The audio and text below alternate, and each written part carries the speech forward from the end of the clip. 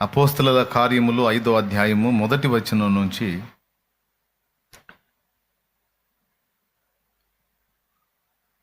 అననీయ అను ఒక మనుషుడు తన భార్య అయిన సప్పిరాతో ఏకమై పొలం అమ్మెను. భార్య ఎరుకనే వాడు దాని వెలలో కొంత దాచుకుని కొంత తెచ్చి అపోస్తలుల పాదముల యొద్ద పెట్టెను. అప్పుడు పేతురు, అననీయ, నీ భూమి వెలలో కొంత దాచుకొని పరిశుద్ధాత్మను మోసపుచ్చుటకు సాతాను ఎందుకు నీ హృదయమును ప్రేరేపించెను? అది నీ యొద్దనున్నప్పుడు నీదే గదా. అమ్మిన పిమ్మట అది నీ వశమై ఉండలేదా? ఎందుకు ఈ సంగతి నీ హృదయములో ఉద్దేశించుకున్నావు?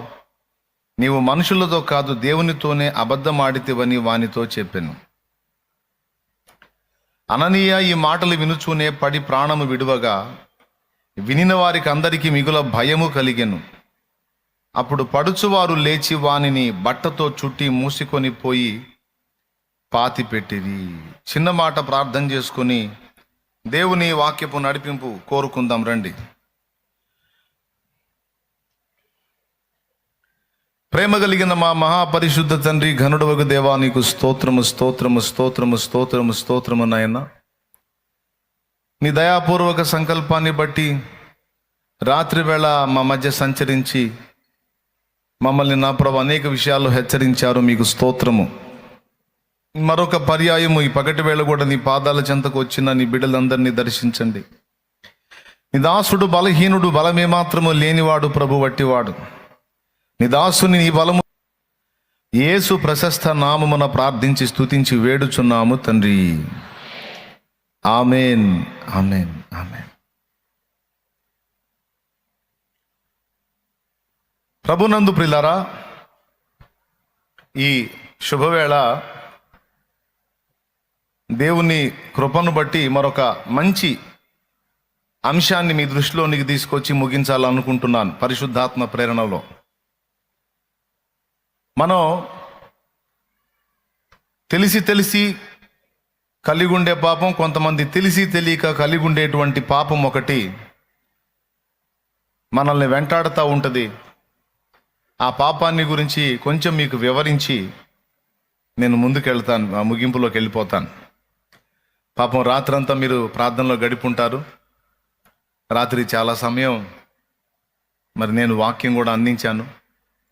తర్వాత కాసేపు ప్రార్థన చేశారు. మళ్ళా దైవజనులు వచ్చి ప్రార్థనలో నడిపించారు. మొత్తం మీద రాత్రి దేవుని కృపను బట్టి చక్కగా జరిగింది. ఇప్పుడు మనం చదువుకున్న ఈ వాక్య భాగంలో నుండి కొన్ని సంగతులు ధ్యానించుకుందాం జాగ్రత్తగా. ఇక మీరు ఏ మైండ్ కలిగి ఉండొద్దు. ఇక వేరే మైండ్లో మీ ఆలోచనలన్నిటిని పక్కన పెట్టేసి దేవునికి మీ మనసు ఇవ్వండి. దేవుడు నాతో ఏం మాట్లాడతాడో నేను తెలుసుకోవాలని గ్రహింపు కలిగి ఉండండి. ఆ పాపం ఏమిటంటే, ఈరోజు మీ దృష్టిలోనికి తీసుకురావాలని నేను అనుకున్న పాపం వేషధారణ అనేటువంటి పాపం. యేసు ప్రభు ఎవ్వరిని ద్వేషించనంతగా వేషధారణను, వేషధారులను ద్వేషించాడు. మత్తయి సువార్త 23వ అధ్యాయం ఒకసారి మనం తీసుకున్నట్లయితే దాదాపు 7 సార్లు వేషధారులను గురించి ఎత్తి అయ్యో అయ్యో అయ్యో అని దేవుడు విలపించాడు. మత్తయి సువార్త 23:13 చూస్తే అక్కడ అయ్యో వేషధారులైన శాస్త్రులారా అన్నాడు ఒకటి. అలాగే 15వ వచనం చూస్తే అయ్యో వేషధారులైన శాస్త్రులారా అన్నాడు, మళ్ళీ అయ్యో అన్నాడు 2. 3వది 16వ వచనం, అక్కడ కూడా అయ్యో అంధులైన మార్గదర్శకులారా అన్నాడు 3. 4వది 23వ వచనం, అక్కడ కూడా అయ్యో వేషధారులైన శాస్త్రులారా అన్నాడు. 5వది 25వ వచనం, అక్కడ కూడా అయ్యో వేషధారులైన శాస్త్రులారా, పరిసయ్యులారా అన్నాడు. 6వది 27వ వచనం, 25లో ఒకసారి అన్నాడు, మళ్ళీ 27లో అయ్యో వేషధారులైన శాస్త్రులారా, పరిసయ్యులారా అన్నాడు. అలాగే 29లో కూడా అయ్యో అని ఆయన వేషధారులను గురించి, శాస్త్రులను, పరిసయ్యులను గురించి విలపించాడు, బాధపడ్డాడు, వేదన పడ్డాడు. నేను మొత్తం అసలు ఎన్నిసార్లు అయ్యో అన్నాడని లెక్కేశాను. మొత్తం 7 సార్లు ఆయన అయ్యో అని వాపోయాడు, బాధపడ్డాడు. అయ్యో అని ఆయన నోరు తెరిచి అన్నాడంటే చాలా వేదనతో వచ్చిన మాట అది. మనం బాగా వేదన కలిగినప్పుడు అంటాను చూడు,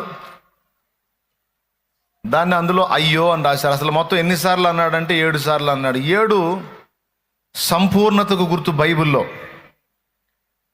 సంపూర్ణతకు గుర్తు. 7 సార్లు అన్నాడంటే ఆయన సంపూర్ణముగా ద్వేషించాడు వేషధారణని, వేషధారులను సంపూర్ణంగా నిరసించాడు, అభ్యంతరపడ్డాడు.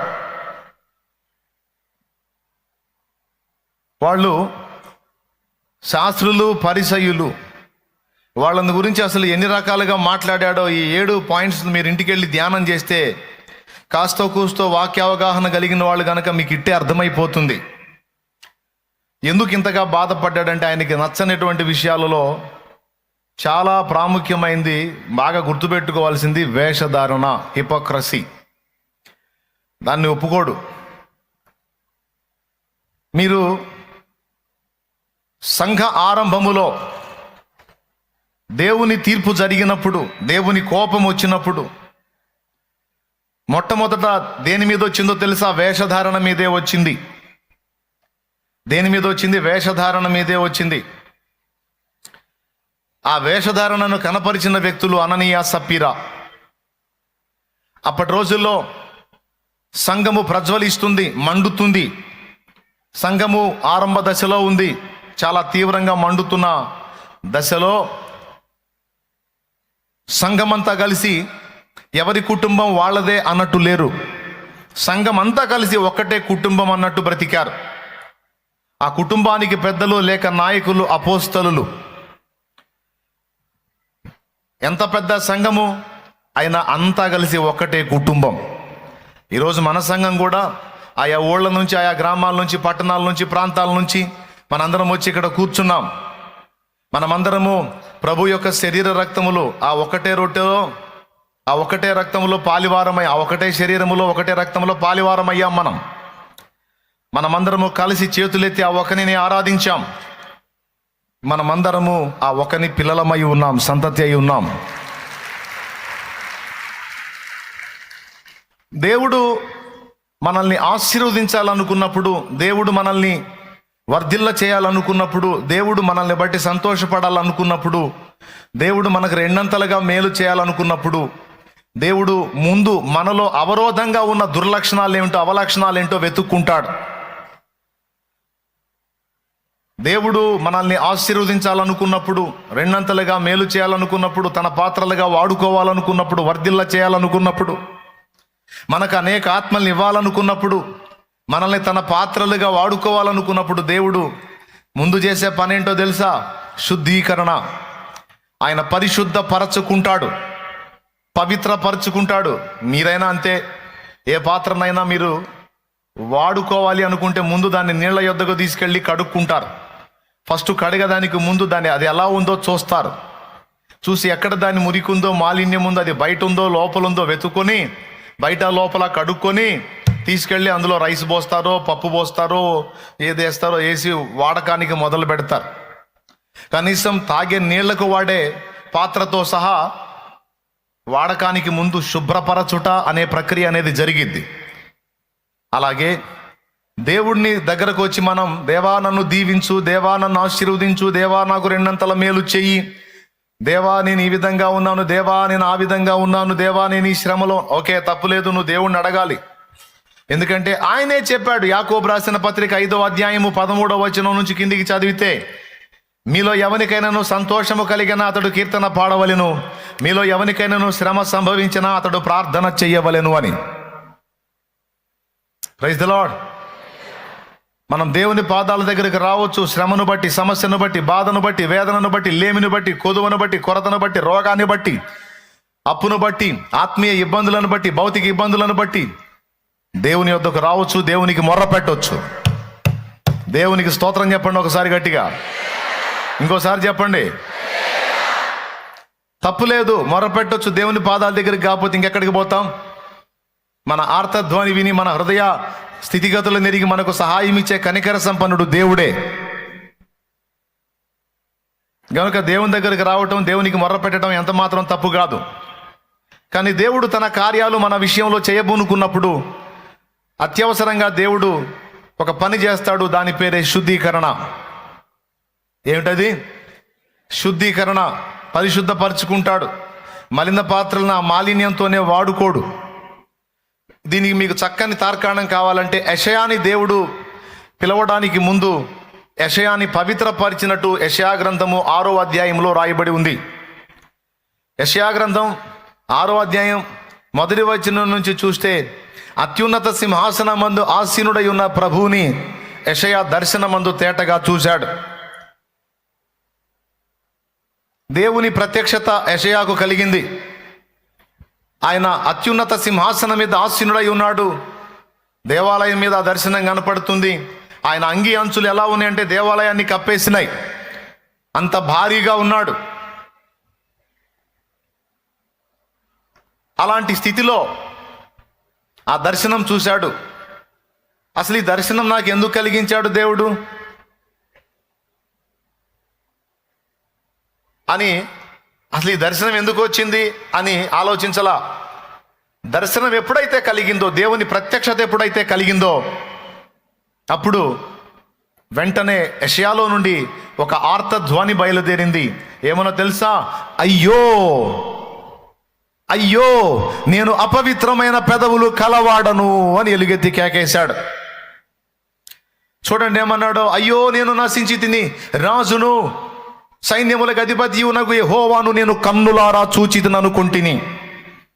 ఈ 2 మాటలు అనడానికి ముందు ఏమన్నాడు? అయ్యో, నేను అపవిత్రుడను, అపవిత్రమైన పెదవులు కలవాడను అని తనలోనికి తాను చూసుకున్నాడు. అసలు ఎందుకు కనపడ్డాడు దేవుడు యెషయాకి? అసలు ఎందుకు ఆ ప్రత్యక్షతనిచ్చాడంటే యెషయాని దేవుడు వాడుకోవాలనుకున్నాడు.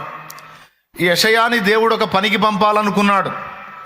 ఆ పనికి వెళ్ళడానికి ముందు యెషయాని దేవుడు శుద్ధీకరించుకుంటున్నాడు. దేవునికి స్తోత్రం కలుగునుగాక. పెద్దగా చెప్పండి. ఆ శుద్ధీకరణలో భాగమే దర్శనం కలిగింది. ఆ దర్శనం కలిగినప్పుడు అతడు తన వాస్తవికతను గుర్తించాడు. తను దేవుని ప్రవక్త, కానీ తనలో అపవిత్రత ఉంది. దాన్ని అట్లా పెట్టుకొని దేవుని పని చేస్తున్నాడు. ఎప్పుడైతే దేవుని సాక్షాత్కారం కలిగిందో అప్పుడు తన అపవిత్రత తేటగా తనకు అర్థమైపోయింది. ఇది నేను కలిగి ఉంటే వేషధారిని కదా, అయ్యో అయ్యో అని చెప్పి మొత్తుకున్నాడు. వెంటనే దూత నిప్పుల కుంపటిలో నుండి, ధూపార్తిలో ఉన్న నిప్పుల కుంపటిలో నుంచి కారుతో తీసిన నిప్పును చేత పట్టుకొని ఆయన యొద్దకు ఎగిరి వచ్చి ఆ నిప్పుని యెషయా నోటికి తగిలించి, ఇది నీ పెదవులకు తగిలేను గనుక నీ పాపమునకు ప్రాయశ్చిత్తమాయను, నీ దోషము తొలగిపోయెను అనెను. స్తోత్రం చెప్పండి. అంటే ఏమర్థమైంది మీకు? యెషయాని దేవుడు తన పనికి పిలవడానికి ముందు, తన పనిలో వాడుకోవడానికి ముందు దేవుడు తన దర్శనమిచ్చి ఆయన ప్రత్యక్షతలో యెషయా జీవితం ఏంటో యెషయాకు చూపించాడు. అప్పుడు యెషయా తన వాస్తవికతను గుర్తుపట్టాడు, తన అపవిత్రతను గుర్తుపట్టాడు. దాని గురించి దేవునికి ఎలుగెత్తి మొర్రపెట్టాడు.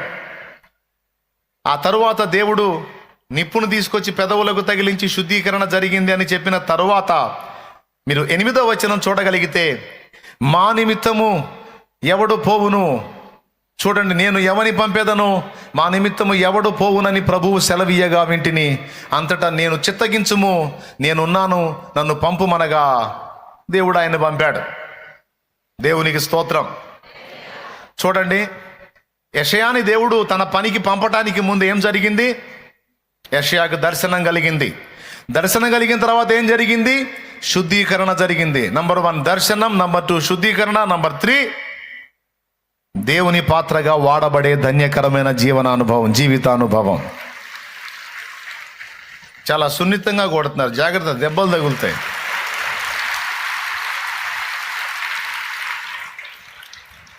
హల్లెలూయా, హల్లెలూయా. రాత్రి ఏబు విషయంలో కూడా మీకు అదే సాక్ష్యం కనపడింది. ఏబు గ్రంథం 42లో ఏబే అన్నాడు, నిన్ను గూర్చిన వార్త నేను వింటిని, ఇప్పుడు నేను నిన్ను కనులారా చూచుచున్నాను, కనుక నన్ను నేను అసహించుకొని బూడిదలోను ధూళిలోను పడి పశ్చాత్తాపడుతున్నాను. దేవుడు ప్రత్యక్షం కాకముందు ఏబు బతికేందో ఏబుకు అర్థం కాల. ఏబు అన్ని విషయాల్లో నేను పర్ఫెక్ట్గా ఉన్నాను అనుకున్నాడు, కానీ తన జీవితంలో తన హృదయం మంటిని హత్తుకుందని ఏబుకు అర్థం కాల. దేవుడు అన్యాయం చేశాడు, దేవుడు నాకు ద్రోహం చేశాడని ఫీల్ అయ్యాడు. తర్వాత దేవుడు దర్శించిన తర్వాత, నీవు చేసినవన్నీ, నీవు సమస్తము చేయగలవాడవనియు, నీవు చేసినదేది నిష్ఫలము కానేరదనియు నేను తెలుసుకున్నాను. నిన్ను గూర్చిన వార్త నేను వింటిని, ఇప్పుడు నిన్ను కన్నులారా చూచుచున్నాను. ఇదిగో కావున నేను ధూళిలోను బూడిదలోను పడి పశ్చాత్తాపడుతున్నాను అన్న తర్వాత, ఆ శుద్ధీకరణ జరిగిన తర్వాత, ఆ దిద్దుబాటు జరిగిన తర్వాత ఏబుని దేవుడు రెండంతలుగా ఆశీర్వదించాడు అని రాసుంది. ఇప్పుడు చెప్పండి, దేవుడు తన పనికి నిన్ను వాడుకోవాలి అనుకున్నప్పుడు ముందేం జరగాల్సి ఉంది?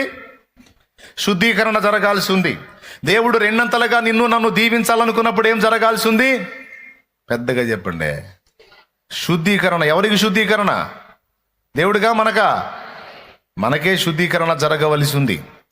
అపోస్తలులను కూడా దేవుడు తన పరిచర్యకు పంపగోరినప్పుడు, సువార్త ప్రకటించడానికి దేవుడు పంపగోరినప్పుడు వారిని కనిపెట్టి ప్రార్థించమన్నాడు. ఎందుకంటే వారి మీదకి అగ్ని అభిషేకం రావాలి. ఎందుకంటే ఆ అగ్ని చేత వారు శుద్ధీకరణ పొందాలి. దేవునికి స్తోత్రం కలుగును గాక. దేవుడు వాడుకోవాలంటే శుద్ధీకరణ అవసరం. దేవుడు ఆశీర్వదించాలంటే శుద్ధీకరణ అవసరం. దేవుడు మనకు తోడై ఉండి మన పక్షమున కార్యములు నెరవేర్చాలంటే శుద్ధీకరణ అవసరం. ఈరోజు ఒక పాయింట్లో మనల్ని దేవుడు శుద్ధి చేయాలనుకుంటున్నాడు. ఇలా అనుకుంటున్నాడంటే నెక్స్ట్ ఏం చేయబోతున్నాడు ఆలోచించండి. దేవుడు మనల్ని రెండంతలుగా ఆశీర్వదించబోతుండొచ్చు, లేదా దేవుడు మనల్ని ఆయన పాత్రలుగా చేసి వాడుకుంటుండొచ్చు, లేదా దేవుడు మనం ఊహించినటువంటి కార్యాలను మన జీవితంలో జరిగించబోతూ ఉండొచ్చు. మొత్తానికి దేవుడు మన విషయంలో ఏదైనా కార్యం చేయబోనుకున్నప్పుడు ఆయన ముందు మనల్ని దర్శిస్తాడు తన వాక్కు చేత. తరువాత మనల్ని శుద్ధి చేసి ఆ తరువాత మనకు చేయాలనుకున్న ఆ ఆశీర్వాదకరమైన విషయాలన్నిటినీ జరిగిస్తాడు. దీన్ని మీకు సింపుల్గా అర్థం కావడానికి, నువ్వు ఏదైనా పాత్రను వాడుకోవాలనుకున్నప్పుడు ముందు దాన్ని కడుక్కుంటావా అని చెప్పాను కదా, అలాగే